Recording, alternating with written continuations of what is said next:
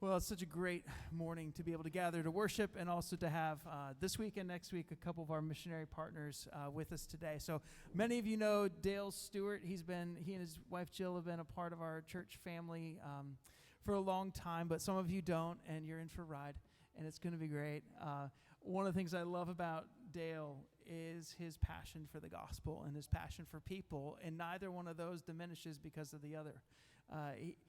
He'll find himself sharing the gospel in a lot of different places to which God has called him. And it is an incredible privilege, brother, to pray for you and to partner with you and your wife in the work God has called you to. And so thanks for being here today.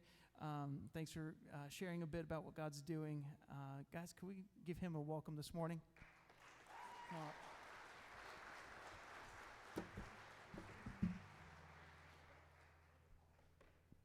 Oh, it's good to be back here today. So I'm not used to seeing so many people in one spot. So I'm a little scared here of you, but it's good to be back.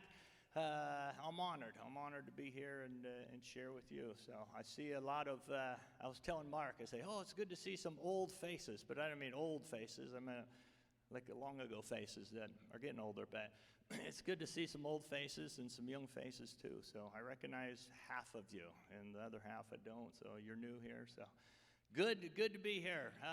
I've got a short time here, so I got some pictures. I'll give you a little highlight. The first file, just a little update on our family. And I was going through the pictures, and I realized we don't have all the pictures of all our family, but just go through. That's when we first started. It was very dark, and. But the first picture, that was Jill. There's Jill and Dakota. Jill became a shooting sports instructor. Dakota finished or competed for his third year in national 4-H competition. He went for archery for 2 years and then shotgun. There's my son Deacon. He's the younger one. That was at the 4th of July parade in Lima. So he just got out of the Marine Corps at the...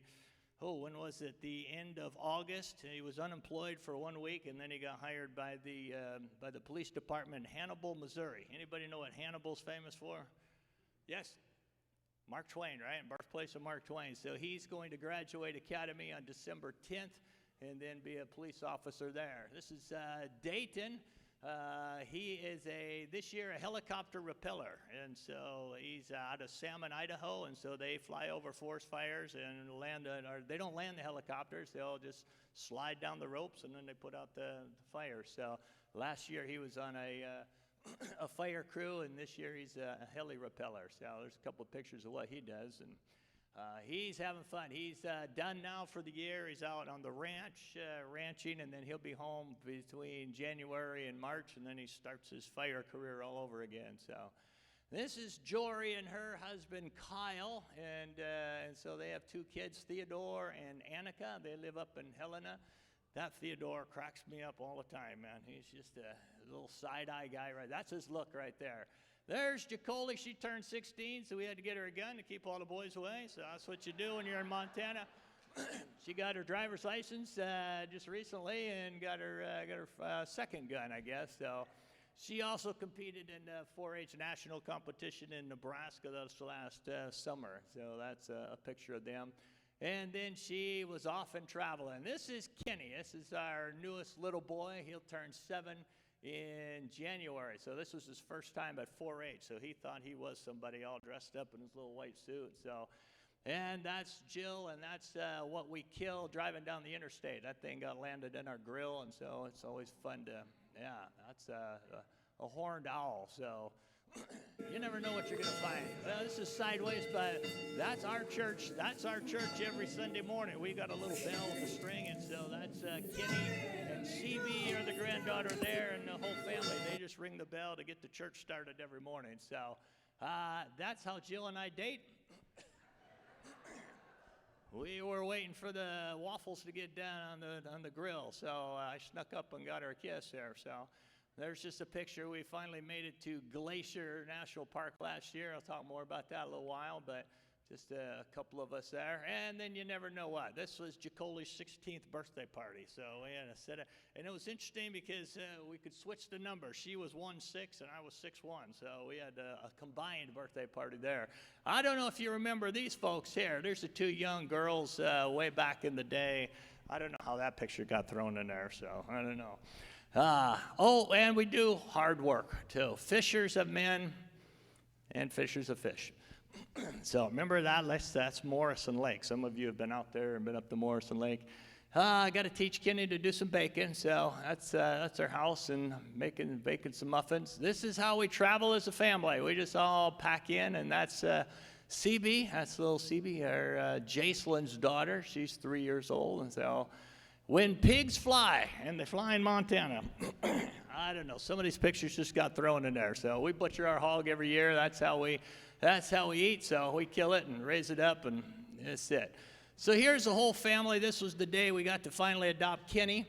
And so the whole family was gathered there in the courthouse there. So he has been us. And, we try to keep him in shape. We don't have any CrossFit gyms. So we do our own CrossFit. Do it again. Come on, CrossFit. Work it. And how do you teach? It's interesting. Evangelism in Montana, the big sky. Well, you take opportunities. Jacelyn works at the Capitol in Montana, and so we're up there. And so we were talking to Kenny about Samson, and he's like, "Hey, there's 2 pillars." So we talked about Samson knocking down the 2 pillars. So he's flexing his muscle there, and there we are again at the 4th of July parade in Lima, Montana. And just some family pictures there. I don't know what else we got coming up there. Oh, there's a cute couple there. And there's all the kids. Jaleesa, Snurden, well, there's the whole family right there. So that was last year, Christmas. We got together and had a picture taken, and all the grandkids right there. And then a couple other pictures. And here's there. They call me Oompa. Begin. This is how we spend Christmas. That's a Stewart Christmas right there. That's how we do it there. So, Merry Christmas. I got the forage with a slug. And we got it. Enough gun. So that gives you a little update on our family. Jill and I had, when we moved, we had 3 daughters. Jacelyn was just born in July, and we moved to Montana in October. And then when out there, we had 3 sons, Deacon, Dayton, and Dakota. And then we had Jacoli, and then we were able to adopt Kenny. So it's good. We've had 20 foster students over the years. So we just had another one. Oh, you can hold off on this one if you can, just a minute, Jeremy, and I'll get to that. But yeah, so we just had another foster child this last winter from January to June. So had like the world's greatest mullet you've ever seen. I mean, I tried to cut it for years and years, months and months, I guess, but he wouldn't let me. But let's see, kind of the theme of today is evangelism under the big sky. So what's that look like? So I want to give a challenge here, and I'm going to give a prize away. All right, if you are junior high or elementary, below junior high, how many below 8th grade and below have we got there? Nobody? All right. Have you got Bibles? All right, I'm going to ask you to look up a Bible verse, and the first one that stands up and has that verse, you will get the only part of an elk I have found this year. You get an original elk antler from the hills of Montana right here, all right? So I want you ready. So hold your Bibles up in the air. All right.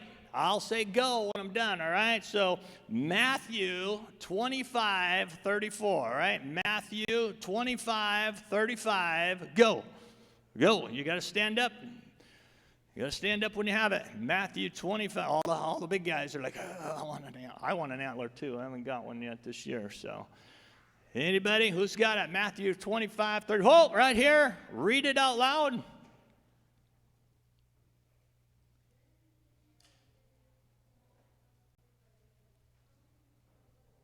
Did you get it?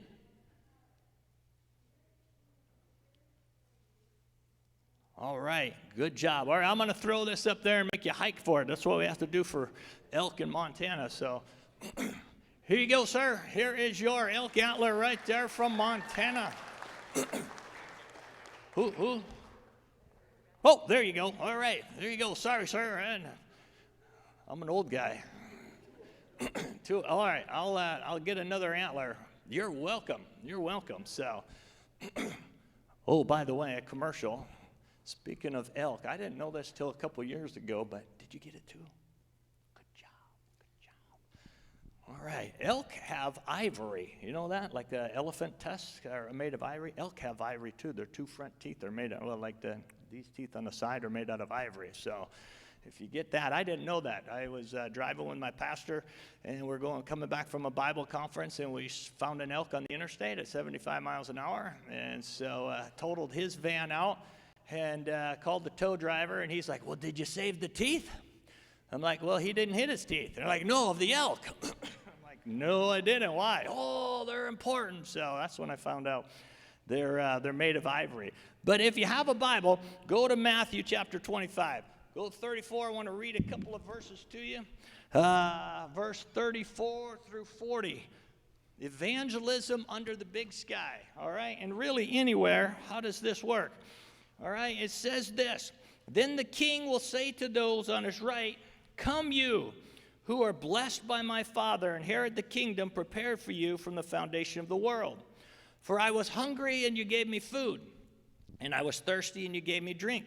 I was a stranger and you welcomed me. I was naked and you clothed me. I was sick and you visited me. I was in prison and you came to me. Then the righteous will answer him, saying, Lord, when did we see you hungry and to feed you, or thirsty and give you drink? And when did we see you a stranger and welcome you? Or when were you naked and we clothed you? And when did we see you sick or in prison and visit you? And the king will answer them, truly I say to you, as you did it to one of the least of these, my brothers, you did it to me. And that's really the key to evangelism. You know, there's a lot of classes you can take and how to effectively share the gospel. But really it is being involved in people's lives and being concerned about their spiritual condition, right? I mean, we just be friendly people. Christians ought to be friendly people.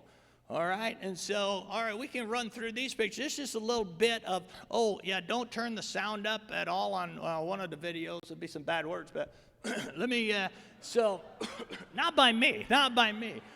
All right, well, the first picture, Jill and I, we went to Montana to be camp directors to run the Clark Canyon Bible Camp. So this is a typical camp director. This is one of the world-famous whipped cream baseball games we play at camp almost every summer. So it's just a baseball game with whipped cream, and so you get a little messy. All right, go ahead.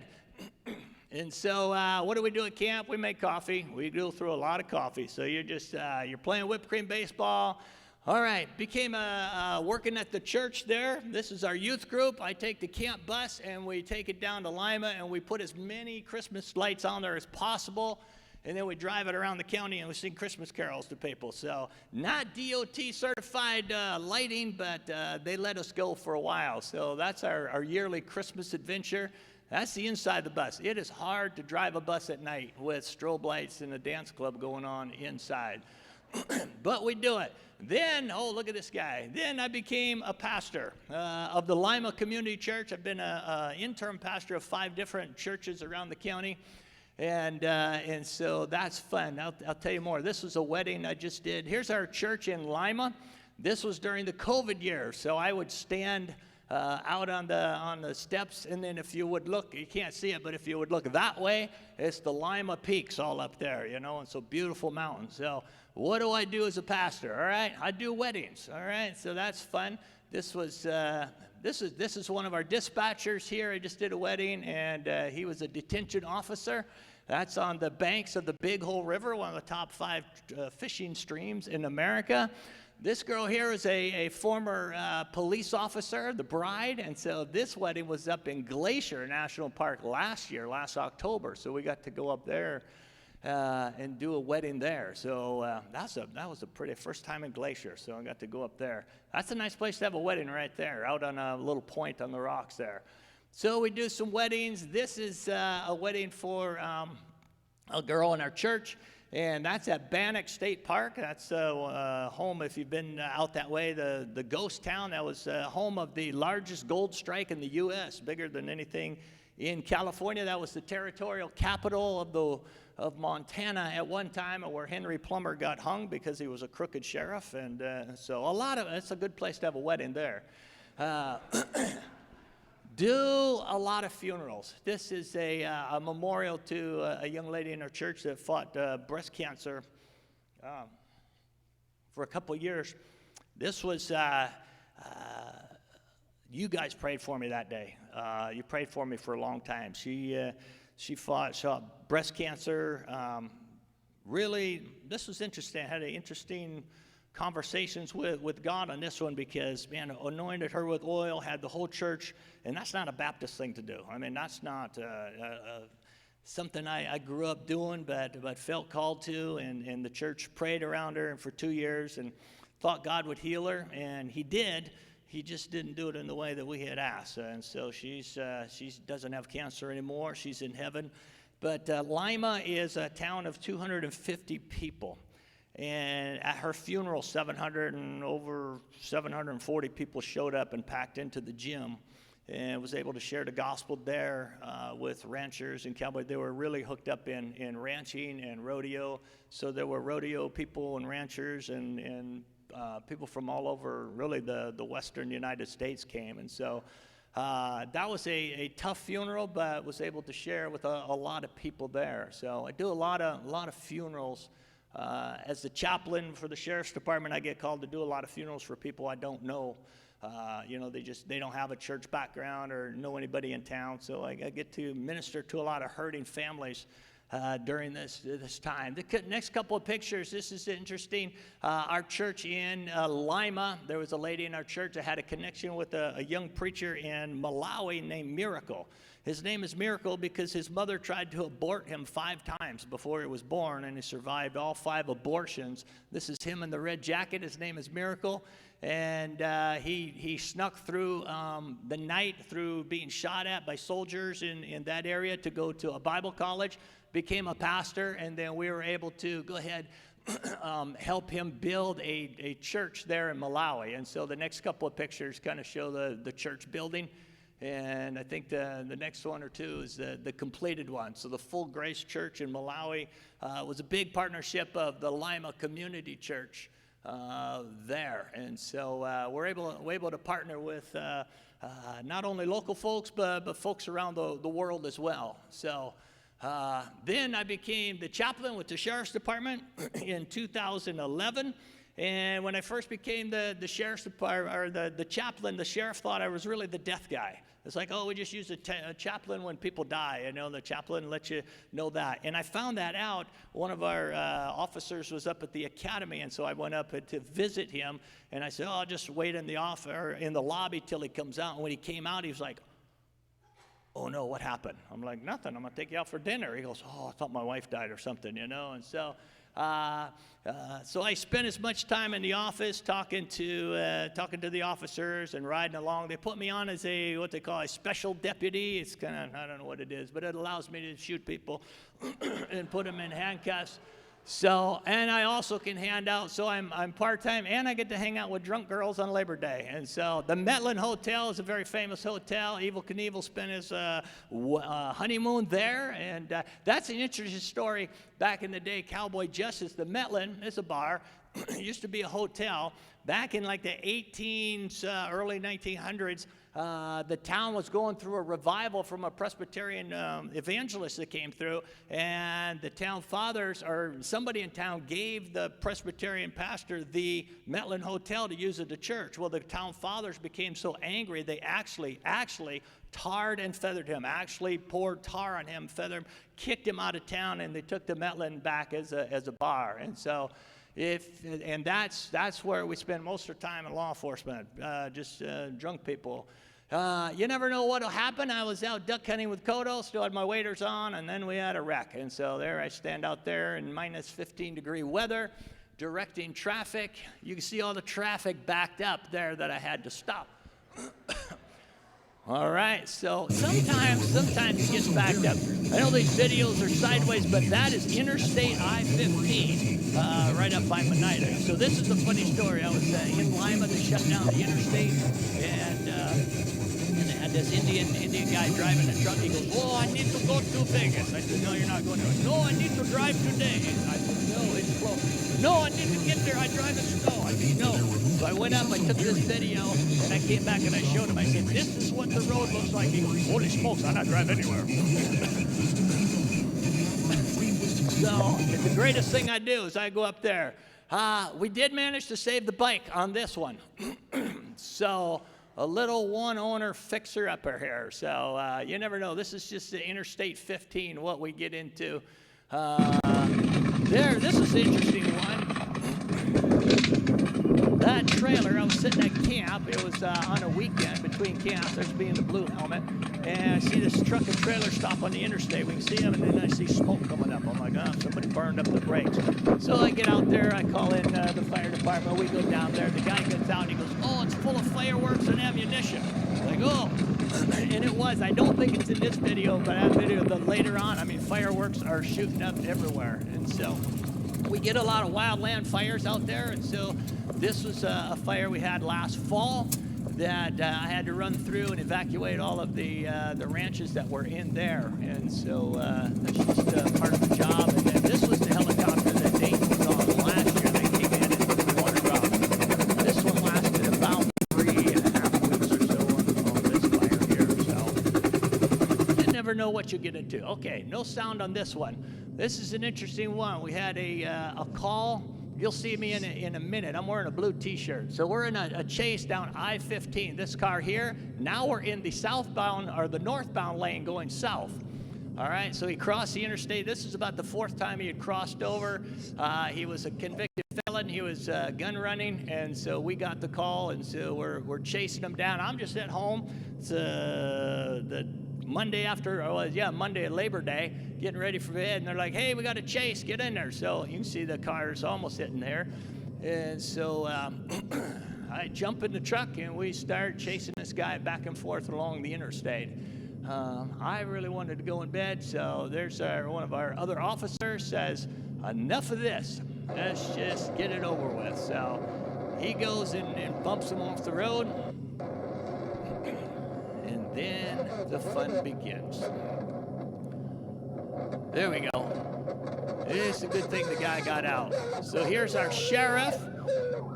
You'll see come in from the left side there, and then you'll see me in the blue T-shirt come. I love ministry tools.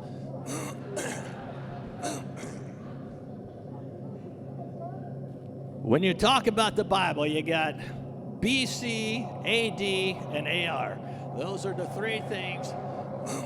So we ended up getting him. He was the only one in the car at the time, and so we ended up arresting him and off to. It's funny because this went on for probably 40 minutes. We're going down the interstate, then you flip around and go back the other way, and then you go back around the other way. Oh, I got to tell you a funny story about this one too. But we caught him. We caught him here. We cuff him. I'm walking him to the car, and he goes, "Wow." He goes, "I thought Montana was a no-chase state." I guess you learned something there, buddy. This here, you never know what happened. I'm at home. I think I'm getting ready for canoe camp, and I get a call from the sheriff say, "Hey, a guy up in the valley cut his fingers off, and he can't get the bleeding stopped. He's driving to town. Can you go and meet him and help him?" I said, "Sure." So I'm driving down through the middle of nowhere. We're about 6 miles off a main road here, and I come across this car, and I'm like, "Is that an old car?" Because there's a lot of junk cars just laying around. Or did that happen? And so I drive up, and I stop, and the guy sticks his head out and goes, "Help!" And I'm like, "Did you cut your fingers off?" And he's like, "Yeah." And he says, "And my wife was driving me to the hospital and didn't make the turn." And so rolled it, and so not only cut fingers, but she had broken vertebrae and everything. This is interesting. There's a family running down the interstate, hit a deer, and for some reason we've had 3 accidents where cars just explode into flames. And they're not the electric cars either, they're regular. But look at this is the engine of a car. It's a little Toyota something. All right, the whole inside, the whole outside just completely burned. The family got out, everybody was fine. But this is interesting. This is ministry, evangelism in Big Sky. So here I'm there. Now go to the next picture. There's only one thing in that whole car that's not burned. And if you zoom in on that, that's a Bible. I looked it up as Deuteronomy chapter 11. right there. The whole car. I mean, there's no seats, there's no engine, there's no tires, there's nothing. And here's a Bible. And so I zoomed in. I really didn't have to zoom too far. And I took that, and the fire guys are all around, and I'm like, hey, you guys believe in God? And they're like, well, yeah, so do I. I said, isn't it interesting? The only thing that didn't burn up in this car was the Bible. And they're like, yeah, that is interesting. And so I thought that was a cool picture. I think that's the last one, isn't it? Or do I have? I'll get to these. So it's just, when I became a chaplain,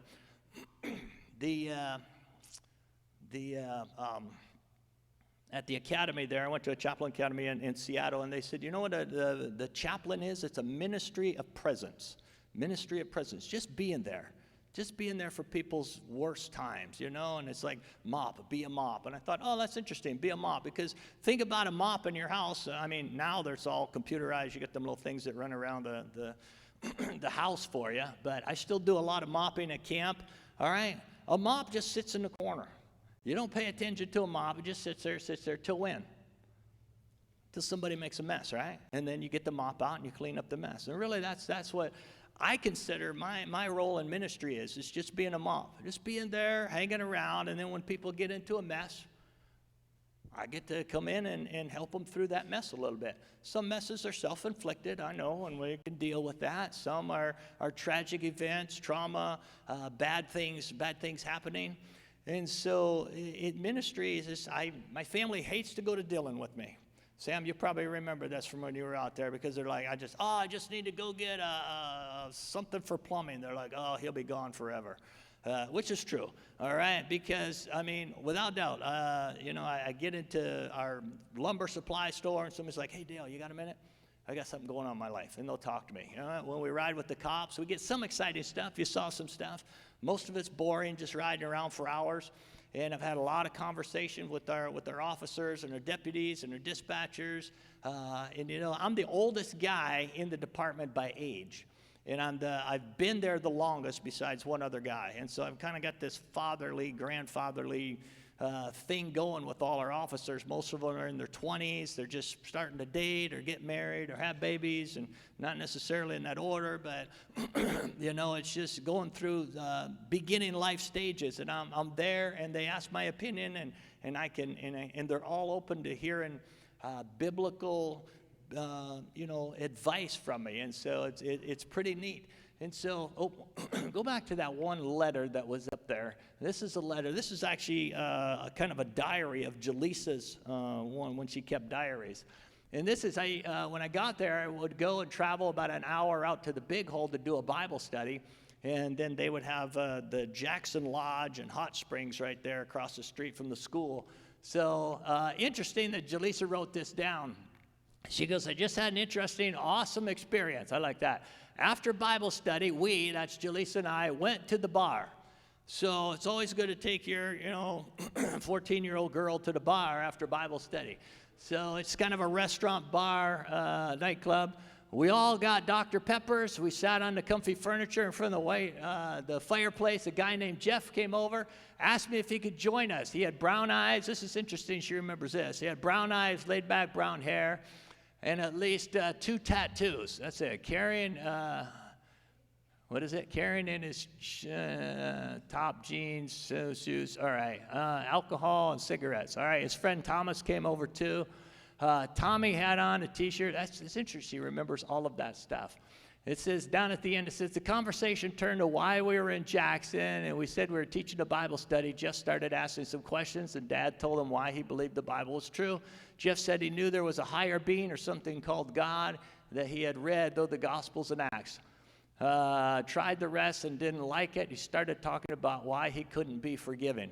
And so here it is. It's just a Bible study. We stop in for a Dr. Pepper before we make the hour-and-a-half trip home. And here's 2 drunk guys that are just, trying to drink their sorrows away. And we get into a conversation about it, about God. And that's it. And that's how our ministry happens. Go to the next slide, I think. This was this year, and I think I sent this to you. Oh, yep, that one there. This is, we do, the month of June, we do camps for foster care students through Royal Family Kids Camp. And this was, at the end of the week, we have them write a letter to God. And this is the letter that that one of the boys wrote. He says, and I think you can read it, but I'll read it. I said, I hope when I get home I don't get hit by my mother or her boyfriend. I hope I don't want to run away when I get home. I really don't like it when my siblings get hurt. I really don't want to leave camp. I don't want to go home where I sit in my room and do nothing. I only eat apples at home. I only get water. I'm by myself in my room. She has cameras everywhere, my mom, so I don't leave my room. I hope when I get home she will change her mind and I can have a normal family. I hope she doesn't take away my Legos when I get home. Me and all my siblings sleep in the sleeping bags on the floor. Go to the next slide, I think it's less. I want a mother that loves me and my siblings. I want my mom to stop lying to people about us having fun. I don't want my mom to know that I want to live with my dad. My mom's boyfriend would grab me and my siblings by the throat. Kingston. This is kids we deal with every day. There's students like this here in this area. It's not just Montana. Although Montana is now leading the country in teenage suicide. We're number one. And if you like to drink, then Gallatin County, Bozeman, is the drunkest county in the United States. And Montana has, I think, the top 5 cities of drunkenness in the state. So alcohol, suicide, depression, anxiety, hopelessness abounds there in the young people. This kid's, he was it was elementary, so it was 3rd to 5th grade. So he's right in that age group right there. But this is the kind of letters. This was one of many. I want to take you to the next slide here.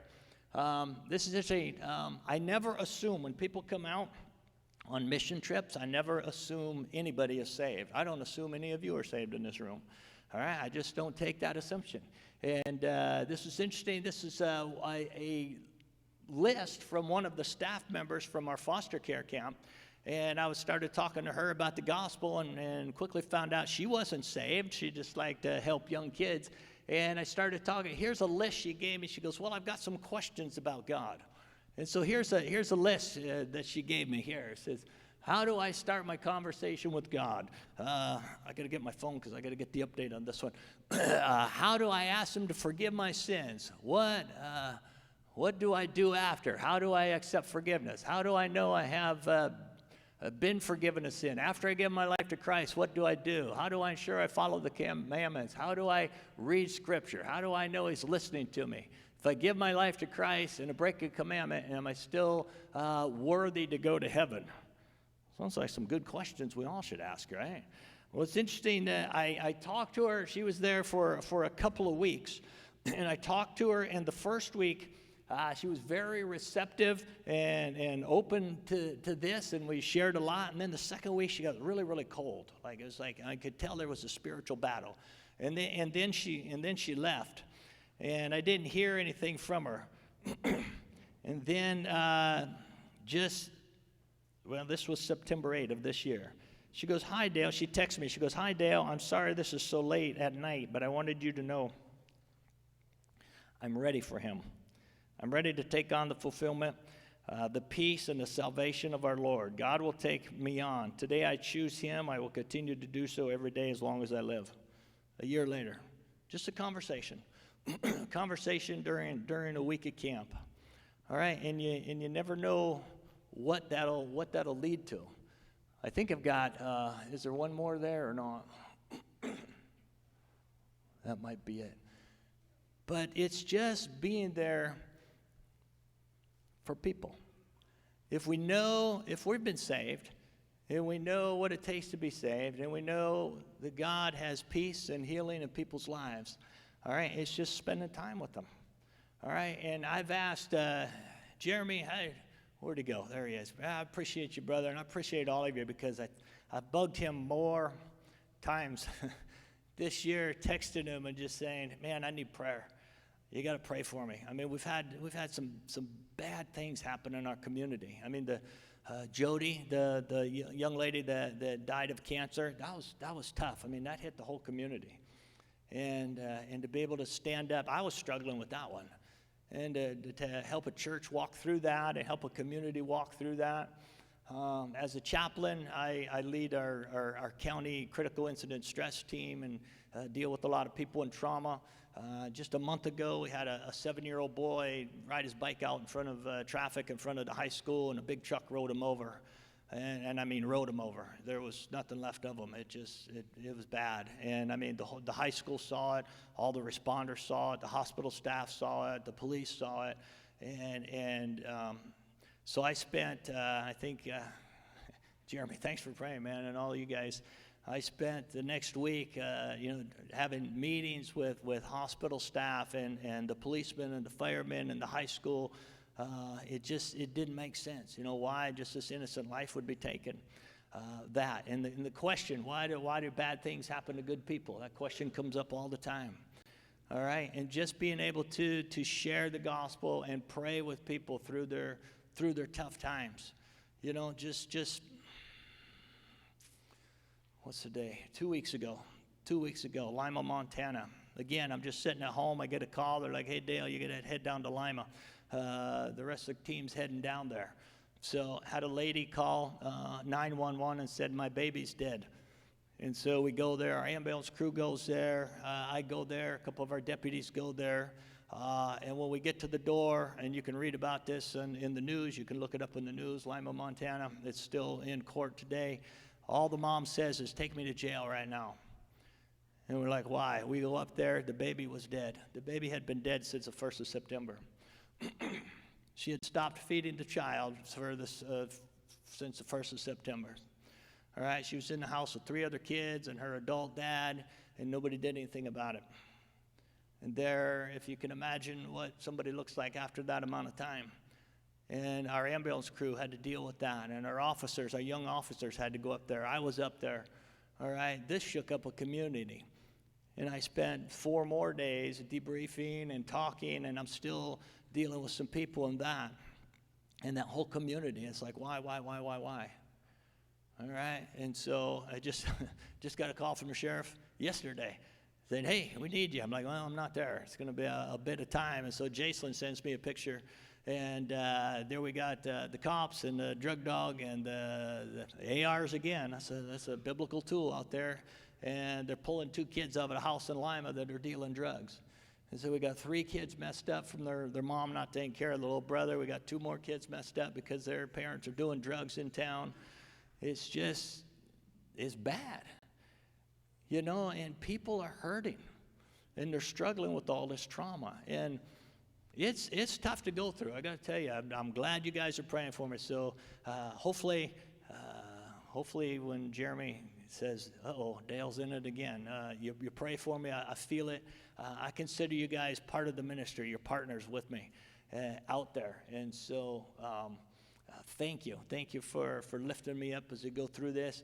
I count it a privilege. I like the way God has designed me. I like the ministry God has called me to just not be the same thing every day. It's just when the phone rings, we go, you know, and that's kind of the joke around our house. It's like, "Well, what's on your schedule today?" It's like, depends if the phone rings, and then the phone rings, and we're out chasing people, or we're out putting fires out, or we're out dealing with dead people. I don't know. But I really, it's weird, but I enjoy that. I enjoy spending time with people that are hurting and help them through. I can't make the hurt go away, but I can share the good news of some hope and some peace in their life. And so it's been a challenging year. It's been a challenging last couple of months. It's been a rewarding year. I've had it seems like there's an awakening, especially in the police department, where a lot of officers are really asking some deep questions and open to conversations. And so I'll talk more later, but it seems like there's almost like a ministry shift into that law enforcement world there. It's a hurting community. So thank you for partnering with us out there in Montana, and we feel it. And again, like Mark said, even with the finances, you know, when I first began the chaplain ministry, they wrote it into their rules, you know, that no tax money will be used for a God guy. All right, no tax money. So I had to raise money to run the chaplain program, and so I went to the what's the place that raises money? Not the Chamber of Commerce. something other. I forgot the name. I'm getting to that age where things leave me. But it's an organization that raises money and gives to charities. And anyway, I went to them, and they're like, well, we don't fund religious groups. I'm like, oh, okay. I said, well, this isn't really a religious thing. It's helping out. And so I went and I shared with them, and they had a whole board of about 14 or 15 people. And they're like, well, how do you have money for yourself? And I got to share. I'm like, oh, I'm glad you asked. I said, God provides. And they're like, well, God, what are you bringing God? I said, yeah. And I explained how support works. And several of them just shook their head and were like, we can't believe people live like that.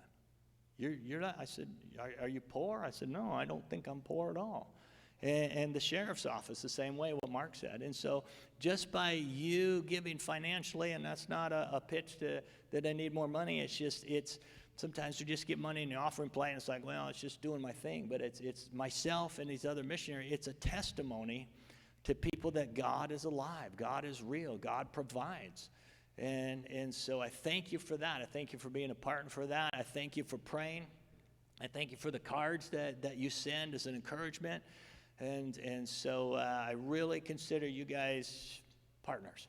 And I really rely on you. So thank you for that. And thank you for the opportunity to speak today and just share a little bit about what God's doing in Montana. It's kind of hard to put everything together in just a couple of minutes. But with that, Tom, I'll invite you back up here, and we'll continue. So thank you very much.